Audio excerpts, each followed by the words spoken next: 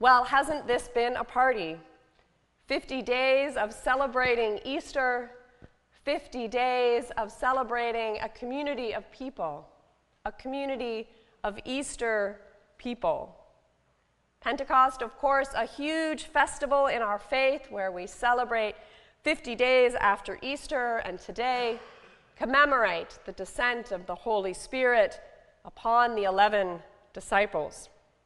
Remembering, of course, that Judas has already hanged himself. The description of the descent can be found in Acts, as we heard this day, and it describes our beloved disciples, 108 other individuals, including many women, including Mary, the mother of Jesus, and all receive the baptism in the Holy Spirit. Wikipedia, which is not one I normally go to, had this lovely description of Pentecost. The traditional interpretation holds that the descent of the Holy Spirit took place in the upper room while celebrating the festival of Pentecost. The upper room, of course, was told to us that you shall see a large upper room furnished, and there you will make it ready. The disciples went and found it and said to them, "We are ready for the Passover." The upper room, of course, the location of the Last Supper, and the institution of the Holy Communion, which we will celebrate together this day. And when they came in, they went up into the upper room where there was Peter, James, John, Andrew, Philip, Thomas, Bartholomew, Matthew, James, Simon, and Judas, the brother of James. And there they continued in one accord to pray together. And then suddenly there came from heaven a rushing mighty wind, and it filled the house where they were seated. The place, of course, the upper room, the wind and the Spirit from our one and only God. There appeared unto them cloven tongues like as fire, and it set upon them. And they were filled with the Holy Ghost, speaking to each other in multiple tongues. And then, of course, the crowd gathered as it does, and they were bewildered and amazed, for each one heard them speaking in a language of their own. The Reverend Sharon Blizzard wrote in her blog this week that we should allow ourselves to be transported back to the 1st century. So let's imagine for a moment that we are in Jerusalem, in that place where Peter and the other disciples sat. It's a busy time. The town is bustling. There are faithful Jews from all over the empire, and they are converging on Jerusalem for the festival. Perhaps, too, you have traveled from a long distance, maybe from across the globe, and you indeed speak a different language.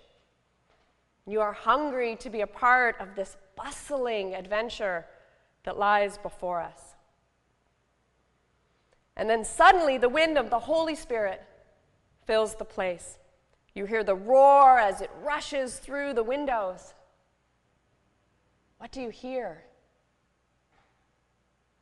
What do you see? What do you feel? People are running like crazy.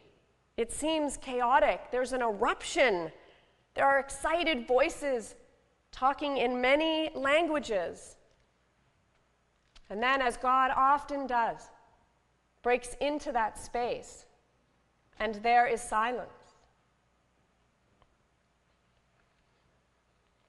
And then quietly, the disciples begin to speak to one another in their own amazement, in their own language. They each hear the message so clearly, in their own language. The holy message from God, the good news, the common language of love. Fast forward to 2018 and back to reality. What languages are spoken in our own community of faith? In our small community of Jordan? in our larger community of Ontario and all of Canada, so many languages. But we are asked this day to consider what is our language of love, and how are we infusing it into all that we do, to all the words that we say, all the songs that we sing, every handshake and every hug. And I swear, as God is my witness, this sermon was written Friday at noon, before Michael Curry preached at the royal wedding yesterday. For those of you who saw it, he gave a powerful sermon on the power of love, on the universal language of love. For that is what Pentecost is about. And maybe you're timing me, but I understand the Queen fell asleep at around 10 minutes. So maybe I'll go 8, which she says is the perfect length of time for a sermon. But here we are, back to Pentecost, and the realization that each one of us, on that day of Pentecost, heard the love of God in our own unique language, in our own culture, in our own place, in our own time. Isn't God amazing? That God speaks every language, understands every language, that whatever we speak, in whatever way we come to God, God understands. And so it is our call on this Pentecost to do the same, to hear the good news in our own language, and then to turn around and give it back. For when we hear God's love, we are healed, and then we have the power to heal others. For if each one of us just took care of one other person, no one would ever be alone. Just one person, each of us, around the globe. And no one would walk alone. No one would eat alone. No one would be by themselves. So perhaps today we are called to reimagine Pentecost for this day, for this time, for this moment, for each one of us. For yes, we recognize it as the birthday of the early church and the day upon the Holy Spirit rising and filling our hearts with fire. But it needs to be spread, this love, this message. For if we do not bear witness, who among us will? If we don't tell today's story of the Holy Spirit blowing into us and share it, then who among us will us? So I ask you, when was the last time you experienced God's Spirit bursting into your world? Was it this morning when the children got together to reenact the Holy Spirit as that pinwheel began to spill? Thank God it was spinning, right? I was like, please God, please make it spin. For it is sometimes the smallest child that has the greatest impact on us.